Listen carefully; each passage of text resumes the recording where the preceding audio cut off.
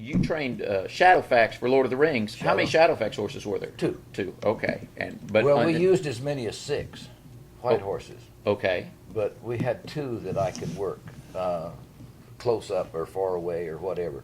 How long did you spend with the white horses before and during the movies? Were you there the whole time? I was there the whole time. I spent most of my time, 90% of my time, with the white horses, because they had to work without a bridle, without a saddle, and from a distance. I couldn't be right there next to them, so I had to work them from far away. And so whenever they moved up to that spot right there, well, I'd put a mark over there, and I'd say, "Come to your mark," and he'd come over there and stand on his mark.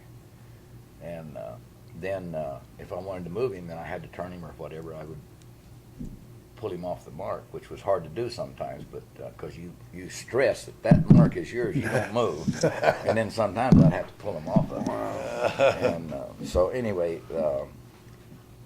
like I say, I spent 90% of my time with those 2 white horses, because I had to have them both work identical, or they weren't any good to us.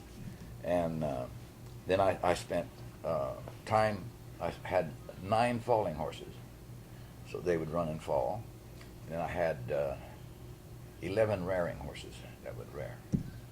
But we only used 3, I think, in the whole show, actual rearing. One was when, in the first movie, I believe, Frodo falls down and the horse rears up and comes down, and Frodo rolls out of the way just in time to... And we did that on a 4-foot table with a camera right under the table. And the table was maybe 10 foot square. And I had to rear this horse and have him come right down, missing the camera that far. And if he stepped back 2 steps, he would have fallen off the table, which was 4 foot tall. So that made things very exciting, I guess is the word, because my heart was beating, I'll tell you. Oh, I can imagine. And we did it 8 times. We had him rear up 8 times and come down. And I mean, he would miss that camera, and that $35,000 camera, you know, is, and that's the way they wanted it. So that's the way they got it.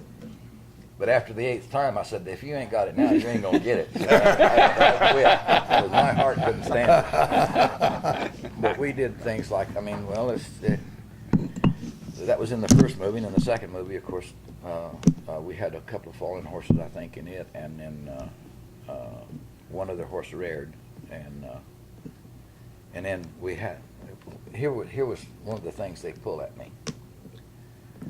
Vigo and what was the other kid's name?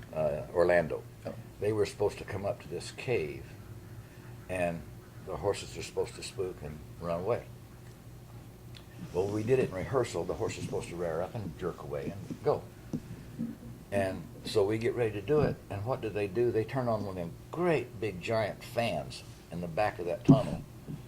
And they walk up there, and the horses don't know what's going on. And they literally jerked away themselves, because I didn't have anything to do with it. Oh, wow. And but they'd throw things. We'd rehearse it one way, and one time I had the white horse come up and stand on the mark, and that's what they wanted. And then when we got ready to do the shot, they run him up there and stand him on a mark, and then they marched guys behind him with this old heavy all the armor and stuff? Armor and everything on there, and of course, he don't know what he's doing, but he knew not to leave that mark. Wow. They were throwing things at me that we'd rehearse it in one way, and then it would be different, and that I couldn't get them to understand. Let's rehearse it like it's going to be, and then I can prepare the horse for it. And they just wouldn't go with you on No. that, huh? I'll be darned. They just, it was very difficult. Working the horses and stuff got pretty easy, but doing the shots became more difficult because you never know what to expect.